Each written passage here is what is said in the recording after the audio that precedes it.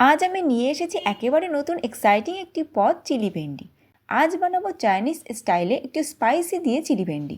ডিনারে এমন একটি পদ থাকলে রুটি বা পরোটার সাথে দারুণ জমে যাবে। প্রথমে একটা বড় সাইজের পেঁয়াজকে 4 টুকরো করে কেটে খোলাগুলোকে ছাড়িয়ে নেব। এবার ভেন্ডিগুলোকে অর্ধেক করে কেটে নেব। সমস্ত ভেন্ডি কাটা হয়ে গেছে। এখন একটা বড় ক্যাপসিকামকে 4 টুকরো করে প্রথমে কেটে নিতে হবে।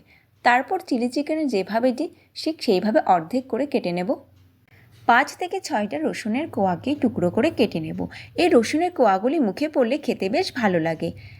ওই একইভাবে আদাকেও কুচি কুচি করে কেটে নেব। ঝাল অনুযায়ী কাঁচা লঙ্কা নেবেন। আমি এখানে একটা কাঁচা লঙ্কাকে টুকরো করে কেটে নিয়েছি, যাতে প্রতিটি বাইটে একটা স্পাইসি ভাব থাকে। অন্যদিকে সসের মিশ্রণ তৈরি করার জন্য একটি পাত্রে 2 চামচ ডার্ক সোয়া সস, 1 চামচ গ্রিন চিলি সস আর 3 চামচ টমেটো সস নিয়ে ভালোভাবে মিশিয়ে নেব।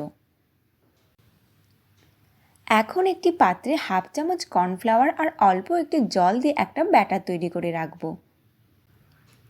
এবার কড়াইতে দিয়ে দেবো বেশ কিছুটা রিফাইন তেল। তেল গরম হয়ে এলেই কেটে রাখা ভেন্ডিগুলোকে দিয়ে দেব। ভেন্ডিগুলোকে পুরো কড়া ভাজা যাবে না, 50 থেকে 60% ভাজতে হবে। ভাজা হয়ে গেছে। এখন একটি ঝাঁঝরি হাতা দিয়ে তেল ছেঁকে সমস্ত ভেন্ডিগুলোকে একটি পাত্রে তুলে নেব। এখন তেলের মধ্যে 1 চামচ রসুন বাটা আর 1 চামচ আদা বাটা দিয়ে একটু নাড়াচাড়া করে নেব। তারপর দিয়ে দেব পেঁয়াজ কুচি। পেঁয়াজগুলোকে হালকা ব্রাউন করে ভাজতে হবে। হালকা ব্রাউন ভাজা হয়ে এসেছে। এখন দিয়ে দেব ক্যাপসিকাম কুচি। সমস্ত উপকরণকে ভালোভাবে ভেজে নিতে হবে। ভালোভাবে ভাজা হয়ে এসেছে। এখন তেল ছেঁকে আবারও একটি পাত্রে আমি এই সমস্ত উপকরণকে তুলে নেব। এখন তেলের মধ্যে দিয়ে দেব রসুন কুচি, আদা কুচি আর লঙ্কা কুচি দিয়ে লাল লাল করে ভেজে নেব। লাল লাল করে ভেজে নেওয়ার পর আগে থেকে রেডি করে রাখা সসের মিশ্রণটা দিয়ে দেব। এবার এখানে অ্যাড করব ভেজে রাখা পেঁয়াজ, ক্যাপসিকাম আর ভেন্ডিকে দিয়ে সসের সাথে ভালোভাবে কষিয়ে নিতে হবে।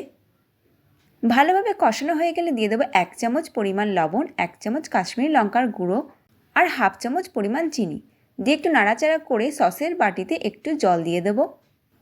আর দিয়ে দেবো আগে থেকে তৈরি করে রাখা কর্নফ্লাওয়ারের ব্যাটার দিয়ে একটু ভালোভাবে ফুটিয়ে নেব। তাহলে তৈরি হয়ে গেল চিলি ভেন্ডি। এভাবেই বাড়িতে তৈরি করুন আর কেউ আসলে পরিবেশন করুন। ভিডিওটি ভালো লাগলে নিচে সাবস্ক্রাইব বাটনে ক্লিক করে চ্যানেলটিকে সাবস্ক্রাইব করবেন আর কমেন্টে জানান রেসিপিটি কেমন লাগলো। আপনাদের লাইক এবং কমেন্ট আমাকে আরও নতুন রেসিপি বানাতে উৎসাহ দেবে। আরও নতুন রেসিপি দেখার জন্য নিচের ডেসক্রিপশনের লিঙ্কে ক্লিক করুন।